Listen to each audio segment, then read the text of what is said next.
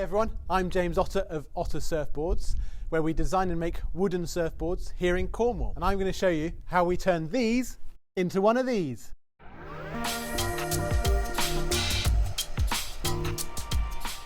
Hey everyone, welcome to episode 6 of how we make wooden surfboards. In the last video, you'll have seen me put the deck skin on top of our board to enclose the frame of our hollow board.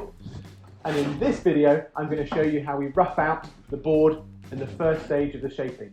So we're going to work our way through rounding the deck over, cutting the templates out, and then starting the shaping on the underside of the rails. Let's get into it. To get into the shaping of our wooden surfboard here, the first thing I'm going to do is remove the excess off the deck skin. The top is always a nice place to start, or the deck is always a nice place to start with material removal, because there's the most amount of wood to come off, and also it's the less critical when it comes down to the fine tuning of the performance of this board. So it's a really nice way to ease ourselves into the shaping. And if I take you back to understanding how exactly we've constructed it to this point, we've got our ribs on the inside hollow of the board, bottom skin, rail strips built up around the edge, and then our deck skin has been glued on top. And as you can see, we've got this overhang on the edge here. And the first thing I then need to do is remove all of that excess to get to the point where we blend really nicely with the outside of this rail and then the shape of the deck coming up onto this deck skin. So all of this needs cutting off. I'm going to use a series of planes to do that, starting off with the most material removal with the bigger one, working my way down into a nice little Japanese block plane, which is one of my favourite to use, all the way down to our spoke shape for the real fine detail finishing work of all of the planing. And with the plane, as I come back into this deck skin, I'm likely to just start hitting some of the resinous glue that's spilled out from our glue down, and that's the point to stop, because that's a really good place to know that I'm getting close to where I want it to finish, but also it's the best place to start using the raft and the sandpaper, because it's a lot better at removing that resinous glue, and it just kills the blades on these. So I'm going to start my way with the big one, start off with the big one, being careful of grain direction on our rounded surfboard here, trying to work out the best way to turn, use the blades to remove that material all the way down, and yeah, going to get into it.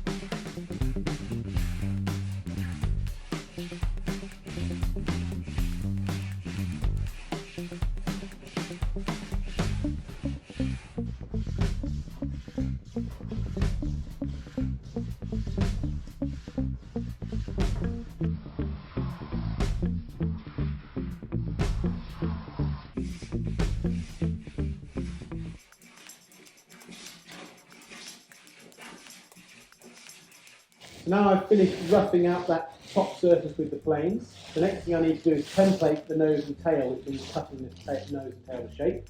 But in order to do that, there's a small lip on the bottom skin that overhangs our rails. So I need to set the board on its edge and remove that before I then draw the templates on the underside of the board. So I'm going to get into that using a little plane.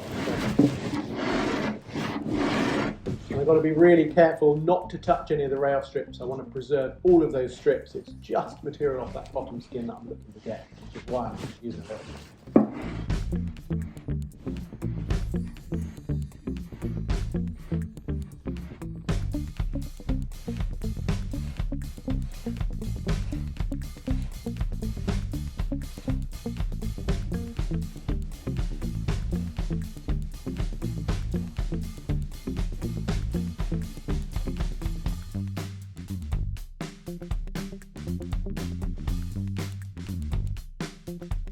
So now, having removed the excess off of the bottom skin on the bottom side of the rails, and having taken most of the material off the top, I've exposed our rail strips, but I haven't touched them yet. We want to maximise the amount of wood we leave in those. So the next thing I now need to do is we're going to pull our templates in, nose and tail, mark those out to make sure that I've got a nice symmetrical board and as close to our desired shape as I'd like, and then I'm going to cut the excess off to suit those templates. So the outline of our board is exactly how we want it. When I'm drawing those templates on, I always like to remember that this strip that runs down the middle is the strip that we lined our frame up with in the first part of marking out the whole board. So everything we've done from then relies or trusts that this line is our starting point, our data. So when I go to template, that's what I'm looking at, is how this reflects on that line. And I always try to make sure that I maximise the amount of wood that I leave in the board and bring it as close to the finished shape we're looking for as well.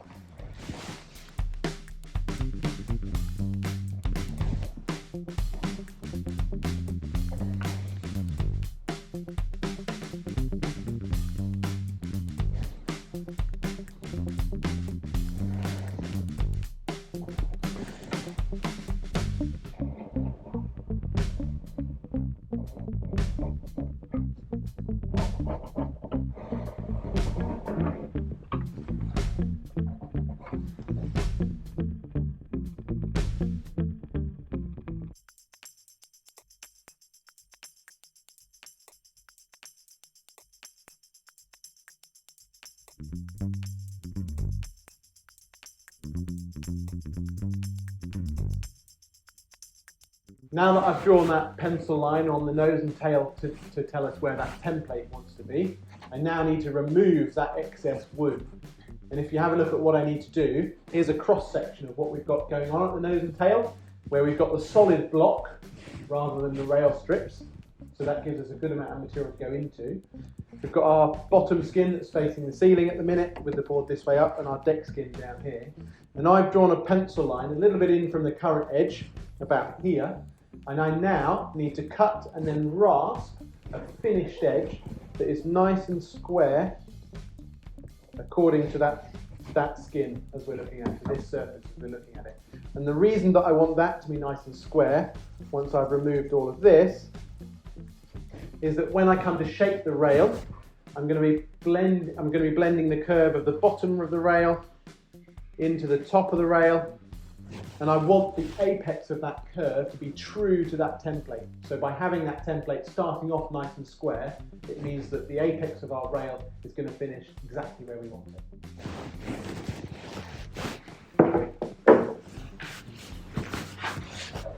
To do that, I'm going to start off by cutting away the bulk of the excess with our Japanese saw.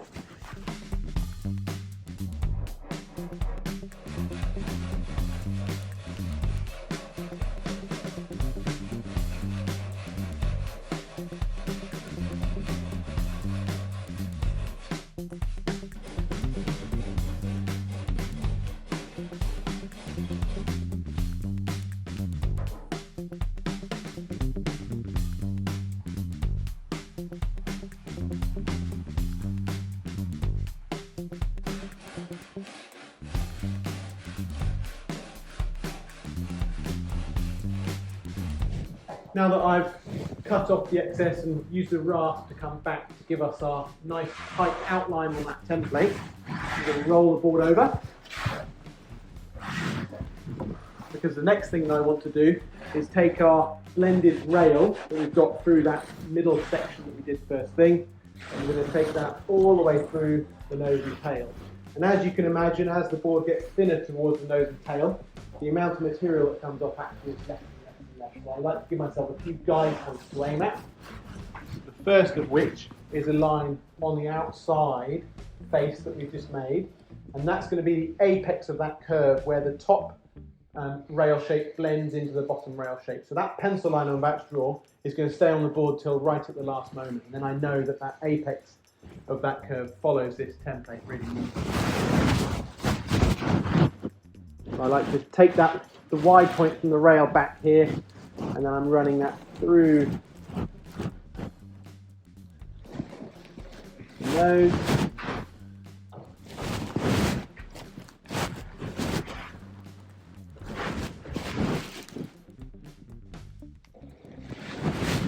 Then I'm going to do a similar thing at the tail.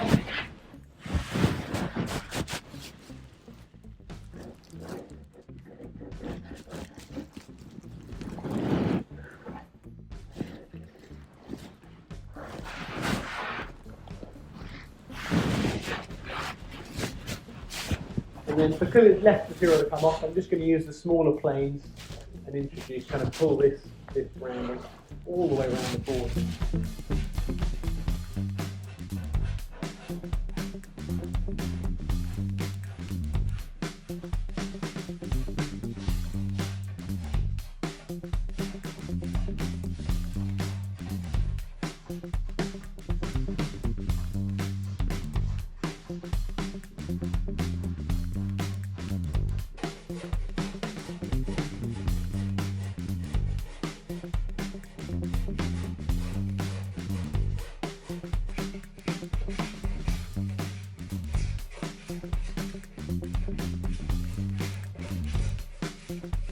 So from there, you can see that I've taken the rounding that we started the video with in this midsection of the board all the way through the nose on both sides. I've done a similar thing at the tail to finish off the top side of the board, and that just about brings us to our conclusion of roughing out that shape. The next stage is going to be moving on to the fine kind of detail of the shape on the underside of the rails and the sanding. We'll save that for the next video. Hopefully that gives you a good idea of how we get to our roughed out surfboard shape. If you've enjoyed this video, feel free to like and subscribe below. And if you'd like to get hands-on making your own wooden surfboard with our guidance on one of our 5-day workshops, you can join us here in Cornwall, or alternatively, you can have us custom make a surfboard to your specifications. All of that information can be found on our website at ottersurfboards.co.uk. We look forward to hearing from you. Thanks for watching.